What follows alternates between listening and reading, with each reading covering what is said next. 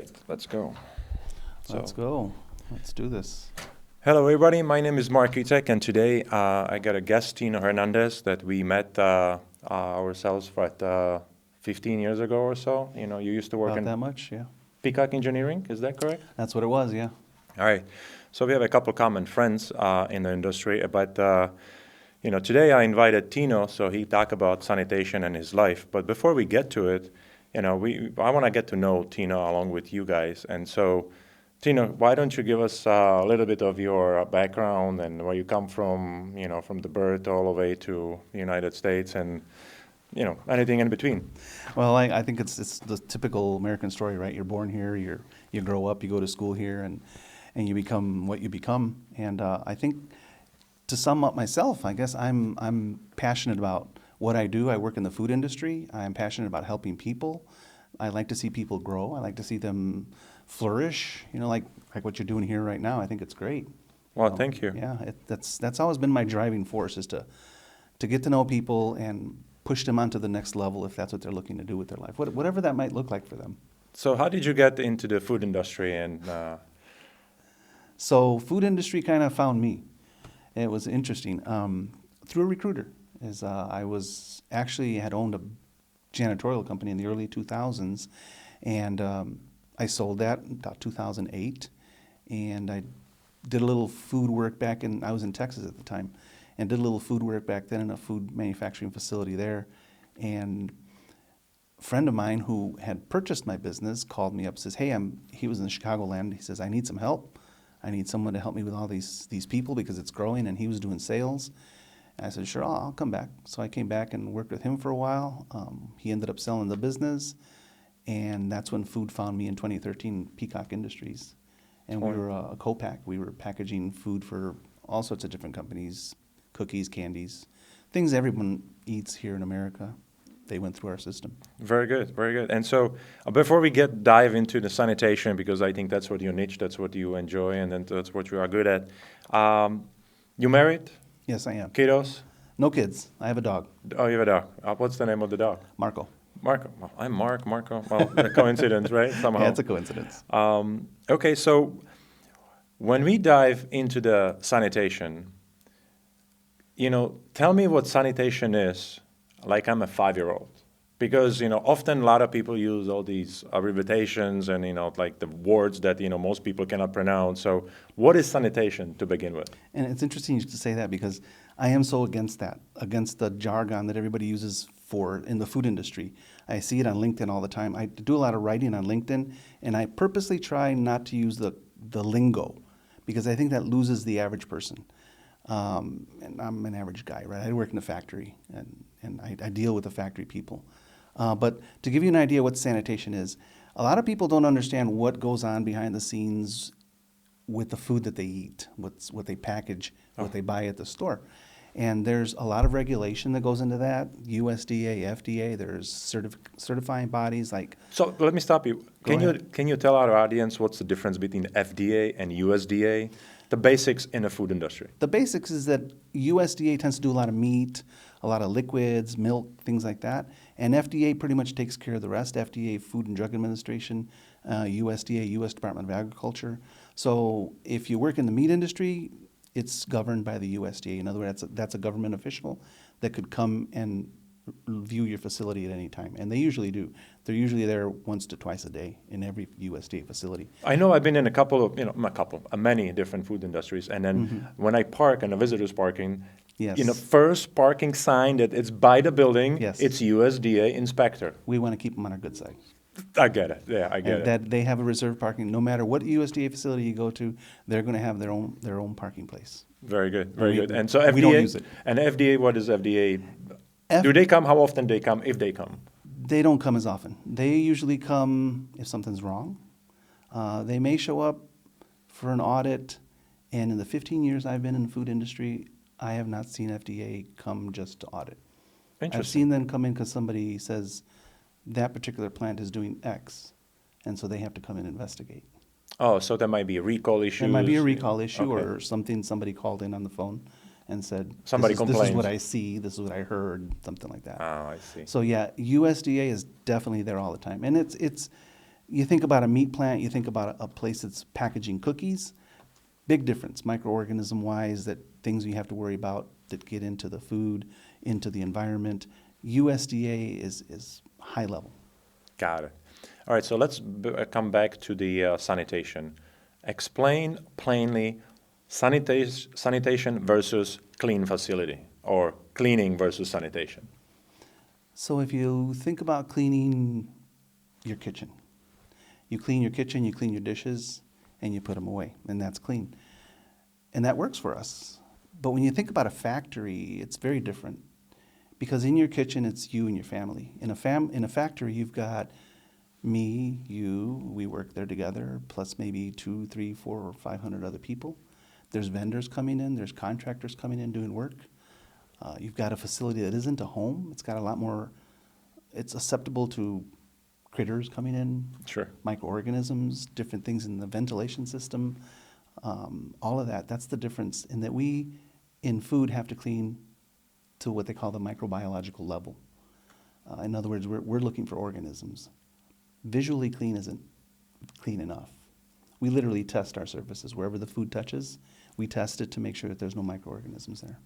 Oh, that's pretty cool. Well, that's how it should be, and that's why, Yes. I mean, we keep the food healthy, on the stores, right? They're okay, very good. And so would you agree that first is a sterilization, which comes in the medical field, right? And then you have a sanitation as a level 2, Yes. and then you have a clean kitchen, at home. Yeah, food factory is not sterilized like a hospital operating room would be.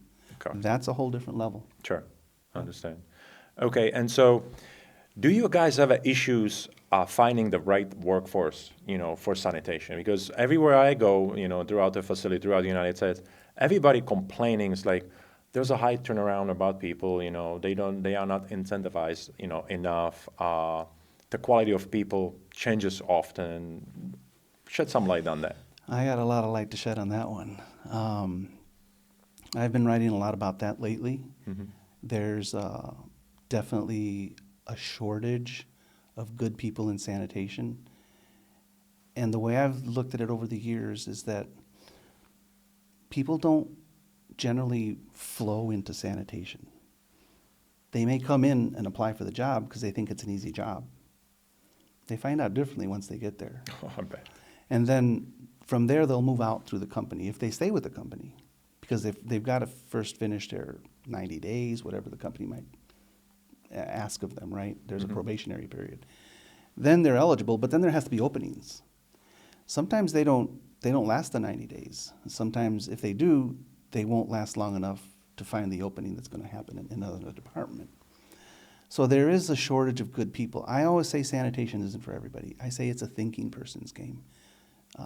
Because you walk into a facility and it's different every day. What you did yesterday might work yesterday, but it's not going to work today because the level of soils is different. The product that you're running is different. Well, you said soil. A lot of people don't know what soil means in the food industry. That's dirt, really, what's hiding behind, left by. Yes, I call it soil, and it encompasses everything from actual dirt to grease on a machine Sure. to the food itself. Because the food, once it's hit the floor or it's off the path of what we call the food contact surface, which could be a conveyor belt, something like that, where food is riding on, it's at that point a soil. It's not usable. And when it comes to sanitation, how often is it? Once a day, 3 times a day? What's the sanitation process look like? How long does it take for the room of 1,000 square feet where you have 2 lines running, sausage, for example? So they vary. Depends on the equipment. We work with something we call sanitary design. So if you've got older equipment, it's going to be more difficult to clean. You could have newer equipment that wasn't designed very well, so it's still difficult to clean, where if you have somebody who understands sanitary design, an engineer, and they'll put a piece of equipment together and they'll make it come apart easily. Mm-hmm. So if I could take that piece of equipment apart in 10 minutes, but then I've got another manufacturer who makes a similar piece of equipment but didn't think of the sanitary design, it could take me a half an hour to take that particular piece of equipment apart. Well, now there's already a 15-minute discrepancy, right? 15 minutes versus half an hour. And then how easy is it to clean once I get into it? So sanitary design is huge. So it would vary depending on the facility, right? It depends on your team. Depends on what kind of chemicals you're using. Do you know your chemistry? What are your tools looking like? Okay, so if new guy, well, let's talk about this. personnel.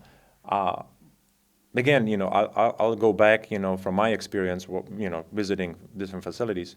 Most people in this industry are Latino-based. Is that I've seen assumption that a lot, yes. It's regional too. regional Where too? I am now, I don't see that very much. Okay, what other nationalities or, I see a lot of, ethnics are? so I see a lot of Polish people. I've seen a Okay. lot of Polish people in cleaning. It depends on the regions, right? Because it seems like ethnic groups go by regions, right? They're all Sure. in pockets all over the city.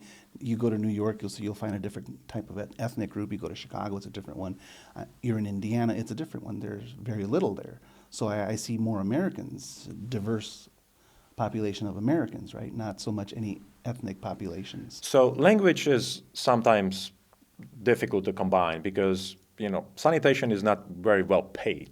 Is that correct assumption? Usually it's, yeah, entry level pay. So can you share, how much roughly they getting paid as an entry to 6 months to a year to 5 years? What I'm seeing right now is generally they start $15, $16 an hour at entry level, and then they'll graduate up to $19, $20 in some cases. And their education in sanitation, somebody like yourself or, somebody in a company, train them for the first, day or two, it's like this is what it's going to look like. Are you sending people out for training outside the facility or outside the state? How does that look like? So this is another problem we have in food processing, and especially in the sanitation department, is that training is lacking. We started off the conversation, you asked me to explain this in non-technical terms, right? But if you look at a lot of the training that's out there, it's in technical terms. A lot of the trainers that are training in technical terms. I just wrote a post on LinkedIn this week, I believe, talking about that very thing, is that we are losing the people who are on the front lines, doing the work, learning what they need to learn, because we're not speaking their language. Speaking of language of physical language or language of their knowledge-based language? Knowledge-based language, right? Because we're using technical jargon. Management is using big words, big picture kind of thing. They don't think that way. They look at what's in front of them and that's what they're working on. That's what they're thinking of. They don't need the big words. They don't need the technical jargon. They need you to come side by side with them and be human. So is it typical that supervisor needs to provide the basic education, how and what needs to be done, and then later on, if you're good and you want to become supervisor or shift leader, then you be sent out for the education to university. I took a couple of HACCP, classes, one in Madison and one in Pennsylvania, and I met all kinds of people, from old and young, getting their HACCP, either it's been either too long or they want to, refresh. So what's the education look like? Let's just say you are level 2, in sanitation. So HACCP stands for Hazard Analysis and Critical Control Points.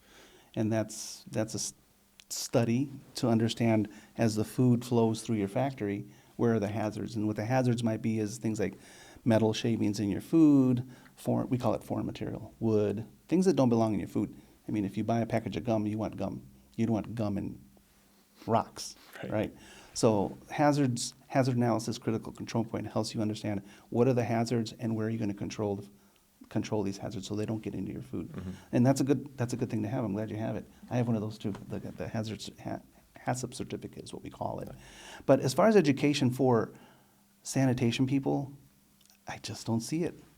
I don't see it. I think the bigger companies, and I'm not going to name any names, but you know what I'm talking about, the big companies that you see on the store shelves, they have that. You see a lot of sanitation people who are more educated, shall we say. Sometimes they're not even called a sanitation manager. They could be called a food safety manager, but they still oversee sanitation.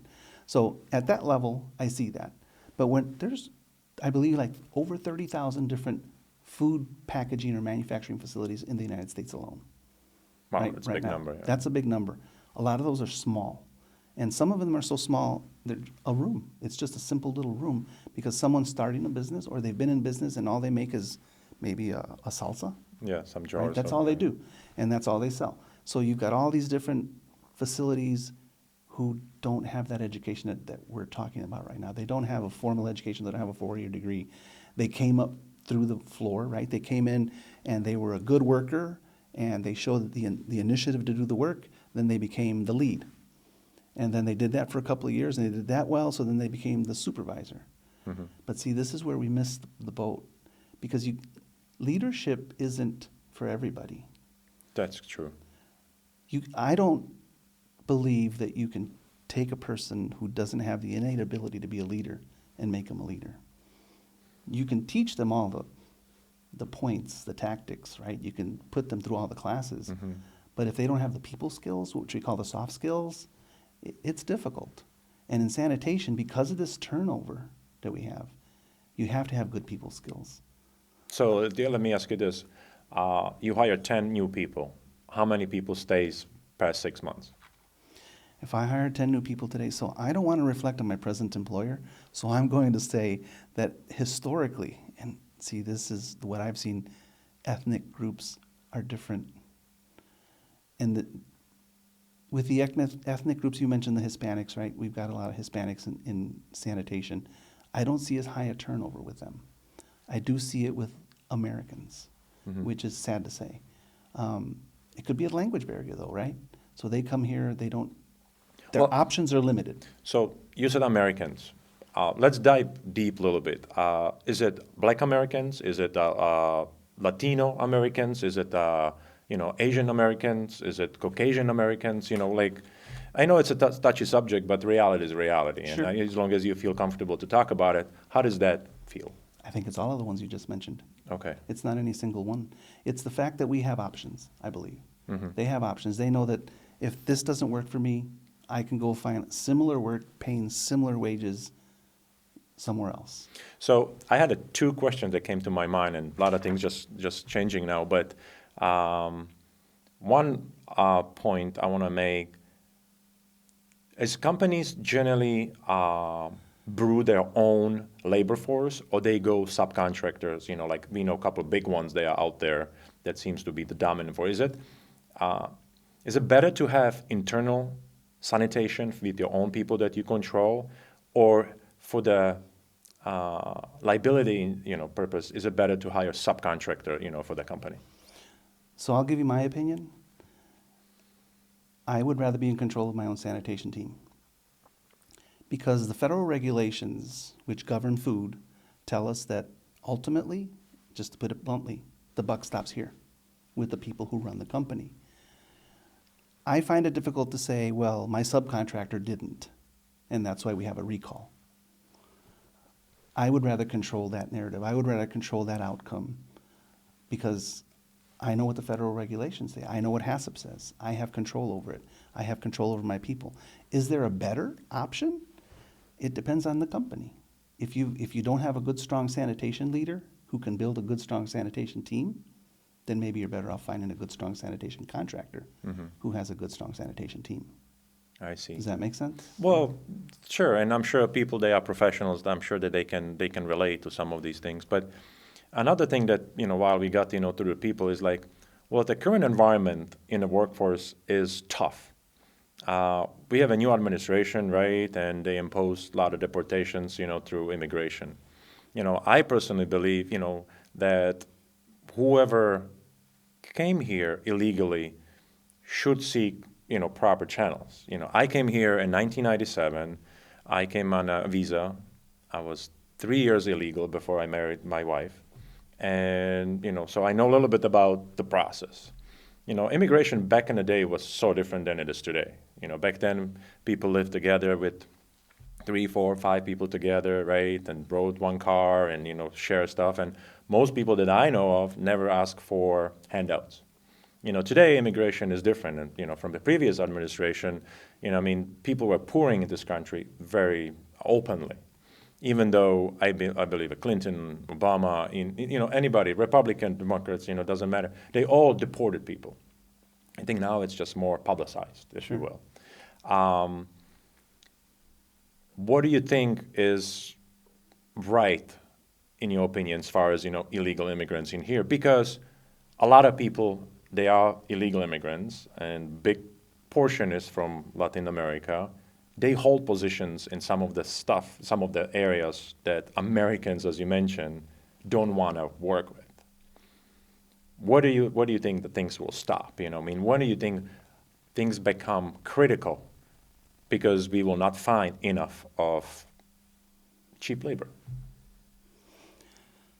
Okay, let's start with the illegal thing, because I have an answer to the cheap labor. The illegal thing that we were talking about here, it's been here for a long time. I grew up here. I remember in the late 70s starting to see telephone booths in Spanish and English, the instructions. I thought that was odd because I'd never seen that before. And it gradually grew, and the population grew to what we call the illegal population, people from other countries coming here. They came here to work, and I don't blame them. But here's what I say. It wouldn't exist if the government didn't want it to. On the way here, I noticed everybody was going the speed limit. Mm-hmm. So I went to speed limit too. And I saw two police officers. One had somebody pulled over. Somebody was taking speeds down the road. They don't want me to speed, they're not going to let me speed. Mm-hmm. If we don't want immigration, in however you want to look at, however you want to define it, illegal or not illegal, legal on illegal, it's going to be that way. It's the politicians who are running it, not us. That's what I've noticed. In 1987, I worked with a program called the IRCA, Immigration Reform and Control Act of 1985. Mm. And I worked with a lot of, we called them farm workers back then. And they needed to prove that they were farm workers, and then they would get citizenship here.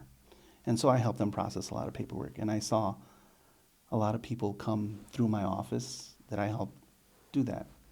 They got what they call their green card, and they left farm work. They started going to the factories or whatever else they could find. They start seeking better opportunities. They started seeking better opportunities. The way I look at it, when the government saw that, they put the brakes on it, and they said, we'll never do that again. Mm-hmm. So that's what I think is going to happen, is that it's never going to happen again. Cheap labor, robotics. Well, that's inevitable.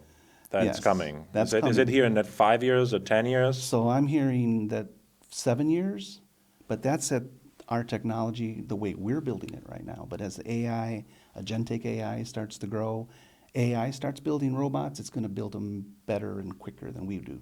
So that 7-year window that I've been hearing is going to shrink. We just don't know when. Oh, that's a tough one. AI is that's a monster on its own. Yes, it is. And I don't think a lot of people still understand, the outcomes and the speed of the process, AI is going. It's going to be measured in months, not years. I hope not. I hope you're wrong, but I understand, your direction. Yeah. Okay. For me in sanitation, because we've got robots, and I've seen them in many factories that I've worked at, robots that are packaging things. They're moving boxes. They're doing this all day long. I can't have one of these robots perform sanitation because you have to be dexterous. Mm-hmm. You have to be able to get under things. Robots are getting there. And if you get a $75,000 robot, $100,000 robot, and he can work 24 hours a day, my team of, say, 50 people could be replaced by a few robots. Mm-hmm. They're never going to leave. Well, I think that's exactly what you just said. In my opinion, there's a big challenge. What is all these people gonna do, when they're gonna be replaced? What is the politicians and everybody else, companies will do? Because they will have riots, in front of the, buildings. When you let out 200 people, 300, 500 people out of 1,000, and then you keep going, people have nothing to eat. There's talk about that right now. Right? Have you heard of UBI? No. Universal Basic Income? This past, Yes. in America, Yes. we've lost already about 9,000 jobs to AI already. Our workforce is about 165,000 people strong. 165 million. We've lost 9 million jobs, is what it is. And to AI. And it's just right now in its infancy, as far as we can tell, right? It's probably more like a teenager. And That will be white collar so far, a right? lot of this is repetitive work, like customer service, answering phones, that kind of thing, yep. But the minute that one company decides to bring on robots that can do sanitation, it's going to trickle on to everybody else. But the capital expenses is the astronomical. capital expenses are coming down. When I meant white collar, I meant more like bankers. I see a lot of bankers, losing jobs because AI can replace them. I wasn't aware that the blue collar, labor force is being tested, if you will, in that regard. It's being tested. I've seen robots already that can clean the bathrooms. Well, listen, I spend a lot of time in Asia and China predominantly because we still make a lot of stuff in there, but they are way ahead of the rest of the world, how things are made in this robotics, and, how you can serve the food and, like people coming, robots come around, and, they do different things. And so it's pretty cool. So let's get back into the sanitation. You send me some of the framework, 4D sanitation. What is 4D sanitation? What is TACT? 7 steps. So let's talk about that. TACT is something that the chemical companies came up with a long time ago, and it stands for time, agitation, chemical, and temperature. And if you think about it, whenever you wash something, those 4 elements are always there, present. Whether it's your car, whether it's your hair. Let's talk about your hair. Time. You take time to wash your hair. It doesn't happen instantly. It happens in a little bit of time. The bottle says allow to sit in your hair for 2 minutes, right? Agitation. You use your fingers to agitate that shampoo in. You use a chemical. In this case, we call it shampoo. And then temperature. You'd rather wash your hair with warm water than cold water, right? And when it comes to cleaning, warm water, hot water is better. So that's what TAC stands for. The 7 steps is kind of guiding a sanitarian through what is it I should do in the process of this cleaning. The first one is prepare. Get yourself ready, get the team ready, get all your tools ready, get everything ready to go so you can hit the floor. The next one is dry clean. So we want to pull everything off the surfaces that we can because we want to remove it. Because the minute you get something wet, it changes its nature. So like you have a line, right? And you just want to take everything that's movable, it doesn't belong into the line, whether it's remainders of the food, remainder of anything that's stuck around, you clean it up, you desert the room without anything that doesn't belong there. You empty it out. Very good. That way it's easier to clean. So after you've done that, you've done your dry clean, then you do a rinse, a pre-rinse, what we call it. After you do your pre-rinse. So does the pre-rinse happen just, like warm water with the soap, or is it just water? Just water. Just water. Okay. Yeah. We want to remove everything because the chemical costs money. So if I can Big just expense. remove it with the water, I'm going to remove it with the water. And then I'm going to come up with chemical. And then I'm going to come up and scrub. And then after that, I'm going to come up and rinse. And then I'm going to sanitize. And those are your 7 steps. The 4D system is something I just recently came up with myself. Okay. Through years of trying to explain to people how to clean better, I came up with the 4D system about a month ago, actually. Well, so hold on. So we have a 2D, that's like what's on the wall, right? 3D is like, this microphone. What is 4D? Well, I'd love to tell you the whole thing, but I'm working on putting a trademark on all of this. Okay, well, So you do that, I'm and gonna then do we'll that, come back, yes, and then we we'll can come do back. this again. Yeah. But what it is, well, I can tell you what it is. It's going to help people look at a piece of equipment and know how to clean that piece of equipment. Because right now we use what we call SOPs. In sanitation, they're called SSOPs. Oh, hold on. I learned this in the school. Give me the first one. Standard operation procedures. Yes, and most people use a standard operation procedure. In food, they call them SSOPs, sanitation standard operating procedures. Oh, yeah, right. So a standard operation procedure would have how to clean this table, how to clean that chair. So that's 2 standard operating procedures right there. How to clean this chair, that could be 3 because they may be different. Sure. How to clean this, now you got 4. So you've got, and I've been in places where I've had up to 150 different standard operating procedures. It's difficult to teach somebody 150 different standard operating procedures. What the 4D system is going to do is going to help you look at any piece of equipment, any one of those 150 pieces of equipment, and understand how to clean it. So 4D, can everybody do it, or would there be some supervisor who kind of gets whatever you come up with? It's like they study it, and it's like, well, this is the how we gonna do it. And so somebody needs to really take either course or with your help, or is it something they can just read up and be good at it? It's something they can understand in 10 minutes. Okay, well, I hope you can monetize it and become billionaire off of that, We'll because see. that would We'll be see. great, yeah. So I just taught it to my staff this past week. So and I told them this is the first time anybody in the world has seen this because this came out of my brain. This came out of my experience. I was going to Yeah, say that. it came out of my Everything comes through experience. experience, Yes. time and experience. And And so how old are you? How old are you? I'm 61 years old. I was hoping you wouldn't ask. No way. Yes. Well, you look amazing. You're doing Thank you. something right. Living. That's Well, it it must be your wife, probably. It's I my mean, wife, definitely. Yeah, she helps Okay. me out. She keeps me on the straight and narrow. Well, happy wife, happy life. Yeah, I've been That's married what it is. 38 years. 30, well, congratulations. Thank you. I had 25, and I said to my wife, Congratulations. hey, I need a medal. It's like, no, honey, You got I me. need a medal, you give me something. So hopefully I will take her on a trip, this fall time. Yeah. But, well, that's exciting. And so 4D, what's next, and how do you implement that? Now, what does it take, to trademark that? How do you, so you have to go through USTPO, right? The trademark office? Yeah, I have to go through trademark, and every word, every logo is going to need to trademark, and it costs a little bit of money to put into that. I haven't looked at it because, like I said, I just came up with it recently. I taught it to my staff to see how it felt, get their opinion. Sure. And they liked it. They understood it. It was easy to explain. Like I said, you can. I just told you about TACT in 7 steps, and you get an understanding of what that means. It's the same thing with the 4D system. And I also added to that the cube concept, which is something else I'm going to trademark.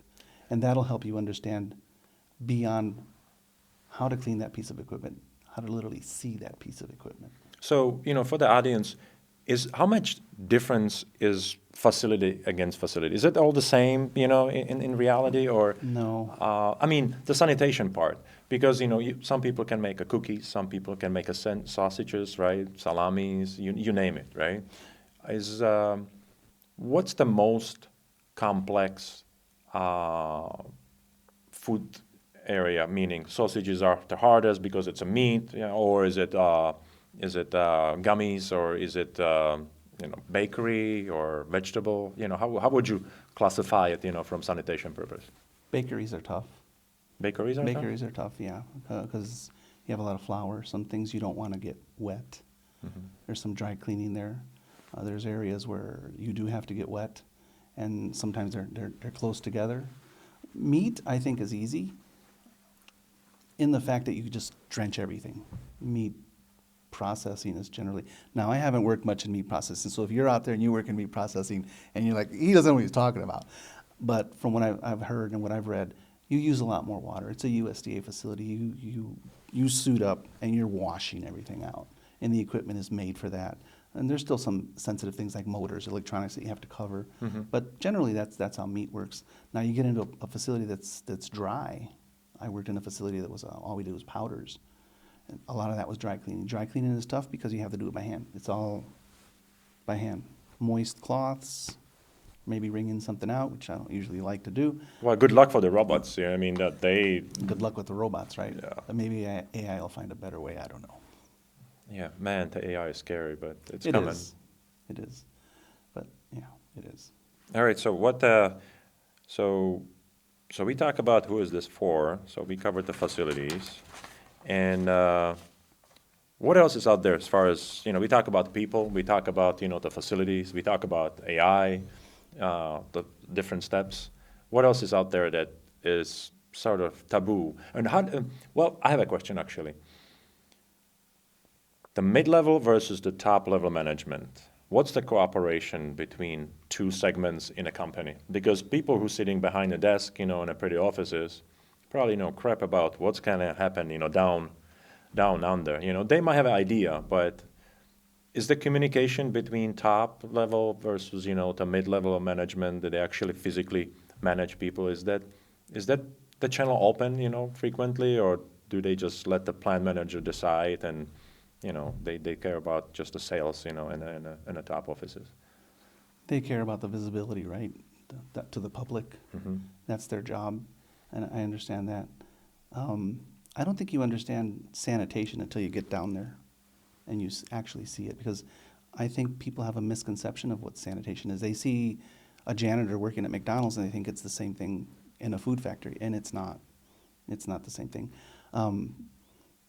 I would like to see more upper management come down to the floor, but I think you could say that in any industry, that upper management is upper management because they're up there, right? They don't come down here. It's all going to depend on the manager, on the CEO. Who are they?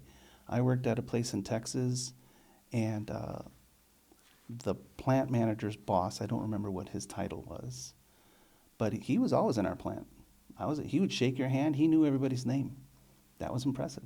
And in my career of over 40 years, he's the only one I've ever seen do that. Well, that's heartwarming, right? Yeah. To do that. When I travel around the world, and we have a plants in like 6 different Asian countries that they make our product. I always go and shake most people's hands. As long as they're willing to. And I have 3 things that always work for me most of the time. Respect. Yes. You have to respect everybody. Whatever the different color of the skin, to religion, to anything in between. And I always ask. I don't want to look stupid because if you don't ask, you don't know. So I would rather ask and be directed, or then you will probably never visit them again. Then show some love, because if you don't some compassion and love, from the bottom of your heart, because a lot of people can go through the fakeness, really quickly. And third one is a common sense for profit. The reality is that most of us that working for money, we need to know our worth, right? Correct. And so when I do business or when you work for somebody, you need to have a common sense to it. And when I bring all these 3 things together, it seems like regardless where you're from, what country, I work with a bunch of Muslims and Hindus, and in Asia it's totally different environment. It's here. These things work. Do you have any experience that in your workforce? Is there a lack of anything, or do you see that these 3 things that I'm describing, or mention maybe other ones that I forget, in your perspective? But how do you see that? That's perfect. That makes you human, right? That makes you human. That's what we're lacking, is the human touch. Earlier when I said that not everybody can be a supervisor or a leader, that's exactly what I was saying, is that there has to be a human touch. We have to reach out to one another and be human. Be genuine, though, right? And you've got that human touch that you take with you all over the world. And no matter the culture, it'll come through, whether you shake their hand or not. Maybe you bow, right? But you've got that love that you mentioned. And I think that's sorely missing. The word, I just saw somebody the other day on LinkedIn wrote a post. The heading said, if you don't lead with love, don't call it leadership. Nice. I had to share that when I reposted it because I thought it was great. Because we are afraid to use the word love because we think of Hollywood, right? And whatever you might think of. But there's that human love that we have to have with one another. And if we have that, I think everything else can be taught. Yeah, the humility. It must be there. Yeah, I totally agree with you. I generally judge people by performance. I don't care, if your language is not as, good. I have an accent. I will never get rid of accent. I came here 25 years ago, and I'm more American than I'm Czechoslovakian. But, that's just the reality. Back in the day, when I started in the food industry, trying to sell my products and all that, I always climbed the wall of like, well, his English is not so good. He might not probably be so trustworthy. So when my girls were born in 2006 and 2008, I want them to assimilate as quickly as possible. I don't want them to teach my native Czech Republic language because I climb the wall all the time. Now I'm kind of regretting that because you need to have your identity where you come from. Sure. But when we talk back about the people that they come here illegally and they stay in this country, as long as people act like a guest, when they come, then I think nobody has problem with anything, right? True. But once you start, acting like, hey, I am the one, you gotta cater to me, that is a little tricky. But it's a little bit of politics, Let's just, That's get politics. good. Yeah, it is. But common sense. I think common sense is generally, the best, compass, in the world, in my opinion. And so, let's get back to a little bit more about sanitation. What's the average time that the sanitation happens in a room of 1,000 square feet or 10,000 square feet? Is there like, is it like the whole shift? Is it all third shift sanitation, or is it only 2-3 hours by XYZ people. I see a lot of USDA plants, and again, I haven't worked on a whole lot of meat plants, but they generally have they do it at night. A lot of sanitation happens at night. Oh, that's a tough, third shift is a tough one. Shift, yeah, it's a tough shift. I don't know how people do it. But yeah, a lot of sanitation happens at night. A lot of dry facilities that I've seen can happen anytime during the day or night. Just whenever the line finishes their run, if it's time to clean, they clean. A lot of times you'll see companies that we're doing what we call changeovers, which means we're going from one product to a different product. Could be flavor, could be a different product completely. And but they're similar enough that we just do a cursory clean, not the whole room, just the food contact services or this certain section. It all comes from the hazard analysis critical control point. You decide what you're going to clean. So it could happen, depends on the company. Some of them happen strictly at night, 10 o'clock, 6 o'clock in the morning, they're done, they're out of there. And some of them are at any time of the day. It could land at 3 o'clock in the afternoon, 7 o'clock at night. Depends on the company, on what they're packaging. So when USDA inspector walks in your facility, do they have access 24/7? They do. Ooh, ouch. They can come in at any time. And they can stay as long as they like. Really? Yes. Do you guys get along with them, or are they kind of assholes sometimes, or is it like... I think they purposely try to maintain distance. And one of the regulations that USDA has is they regularly change their inspectors. I don't remember what the frequency is, but if I was an inspector, say, inspecting this region over here, or these particular 4 or 5 companies, at some point in time, I'm going to be switched to a different set of companies, and somebody else is going to come here, precisely to eliminate that. Eliminate, the consistency of relationship that Right. might develop into overlooking certain, So you'll see a lot of you'll see a roll through of different USDA inspectors. And so when you have audits, is sanitation part of audits, or audits are mostly for, the food itself, how it's prepared, or... So most of the time, sanitation is a part of it. Actually, it's usually the first part of it, a lot of times. When I always tell my folks, here's the thing about sanitation. It's hard to find a reward. When you are in production, you go out to the warehouse and you see all the things that you've produced. Maybe you go to the grocery store and you see a whole shelf full of what you produced. And you tell your family, that's what I do. When you're in sanitation, you got nothing to show for it.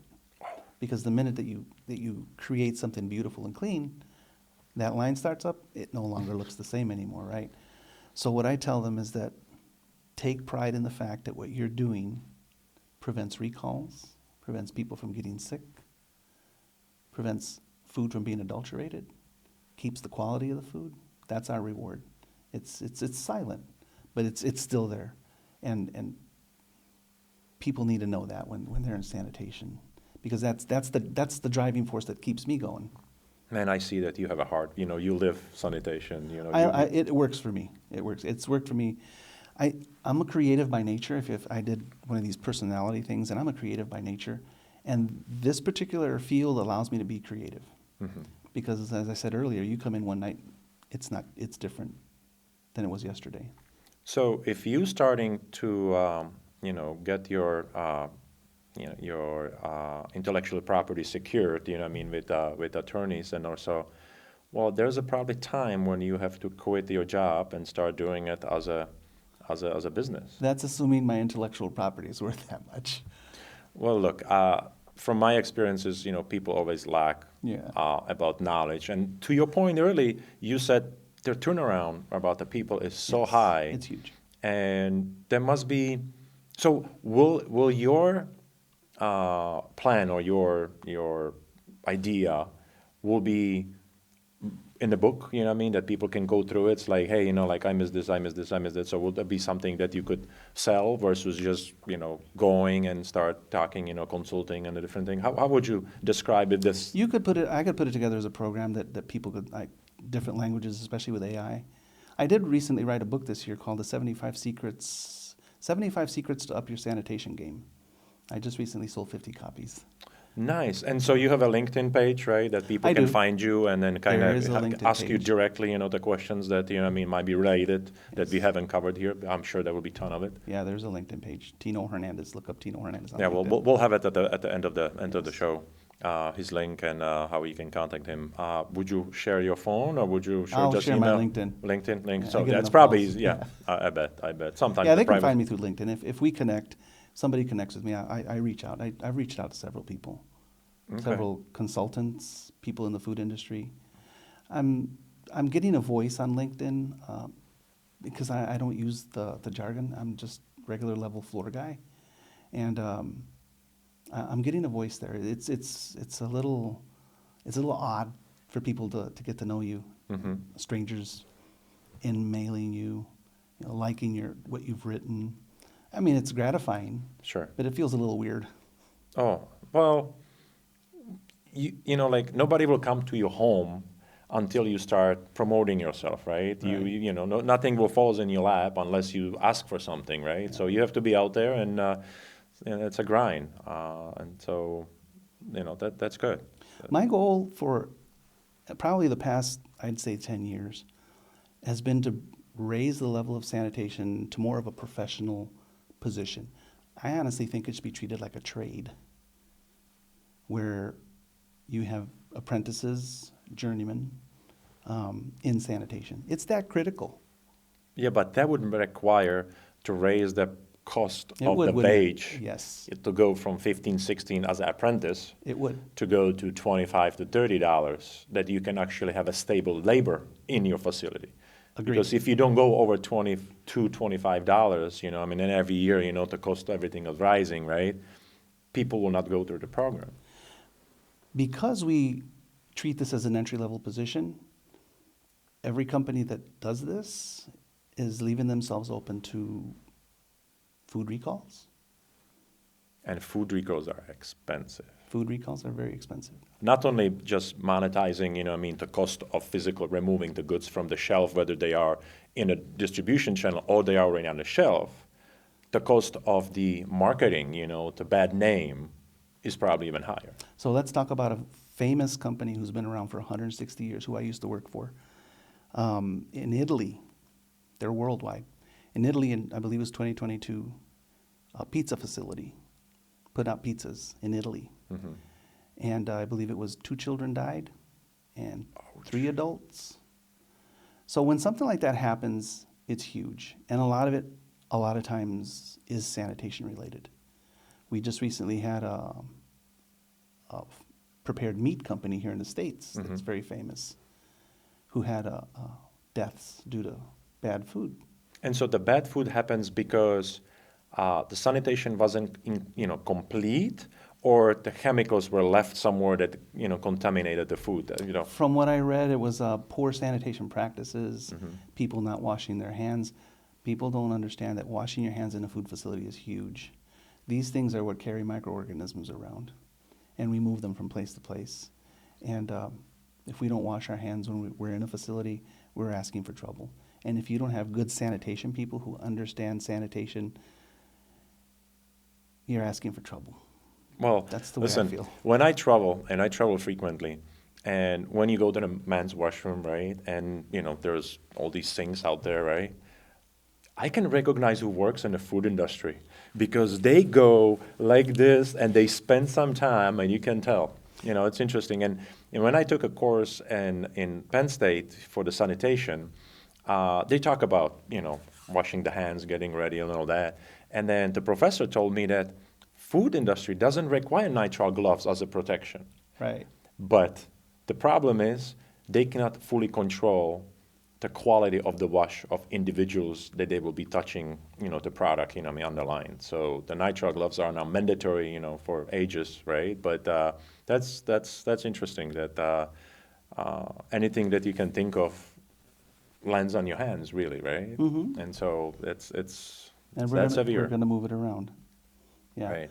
So yeah, sanitation. Going back to this, investing in the sanitation technician. Yes, I think we need to raise the level of who we think that they are. If you think about cleaning in general, the world over, it has a stigma to it. Nobody wants to be the guy cleaning or the girl cleaning. They just don't. It's like that's like a job that's below, human. And we talk about it that way.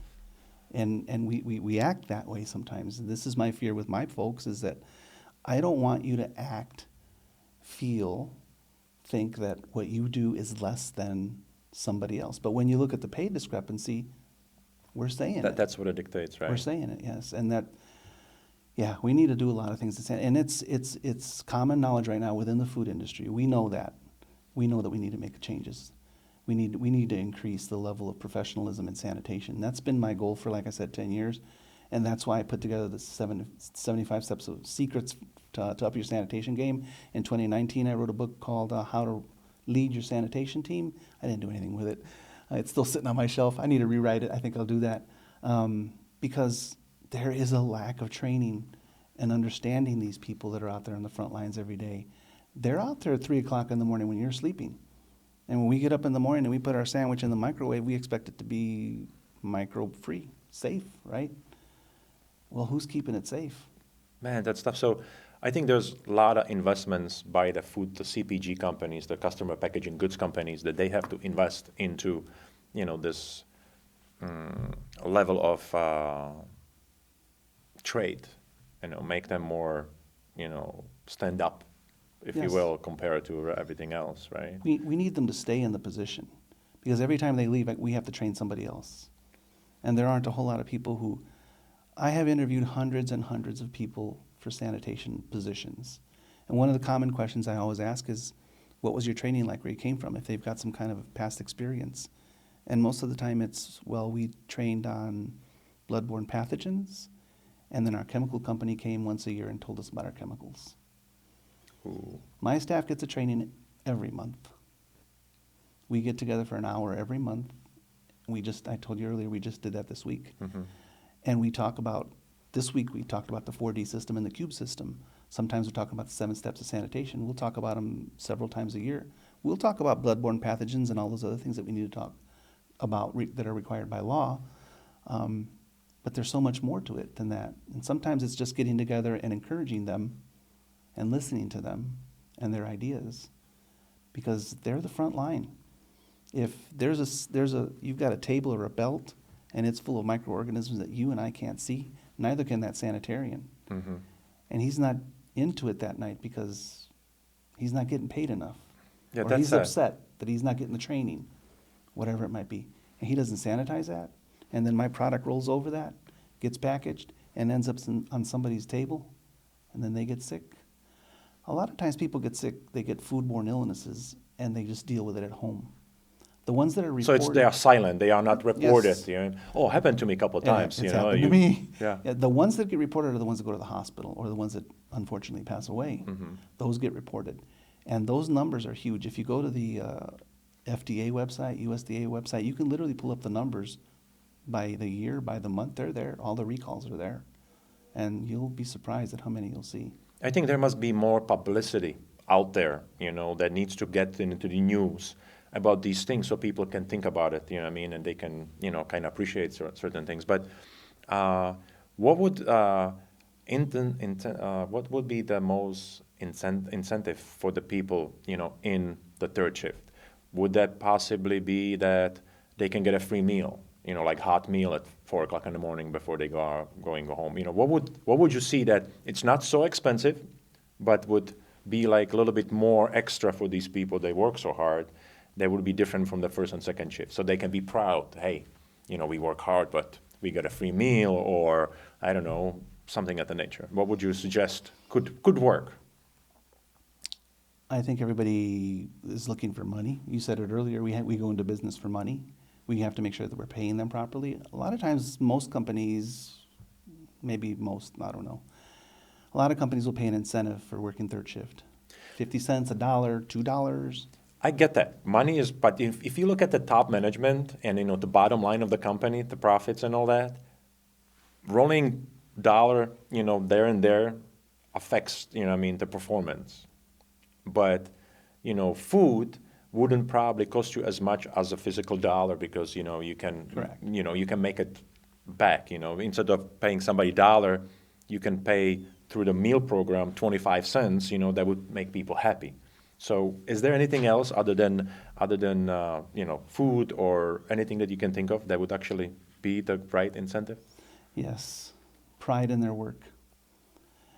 Incentives to me are like rebates on cars. When they first came out, everybody had to have them. And we sold a lot of cars because of the rebates. The better the rebate, the more cars that company sold. Okay. These days, everybody expects rebates. Some sort, Rebates yeah. don't mean much anymore. And that's the way I look at incentives. Sometimes you see a lot of incentive for attendance. We'll give you $100 if you show up this month, if you don't call in, right? Well, if they call in once or twice a month, they already lost the $100. Your $100 aren't going to make a difference.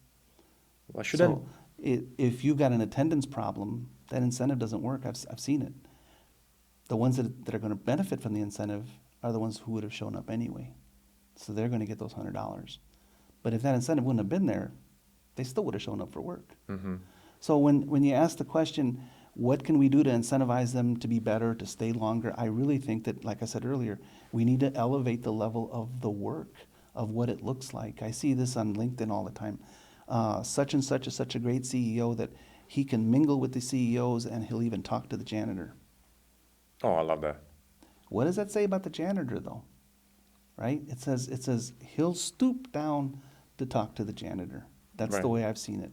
And every time I see it, That's on the LinkedIn, respect that I was talking about. You have to show the respect to everybody. But the way we're trying to say is this person can elevate himself up here and all the way down here.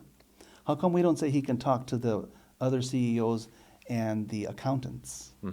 It's never that. It's always the janitor, Janitor. right? So that's what I think. We need to elevate how we see cleaning people. This world would not exist without cleaning.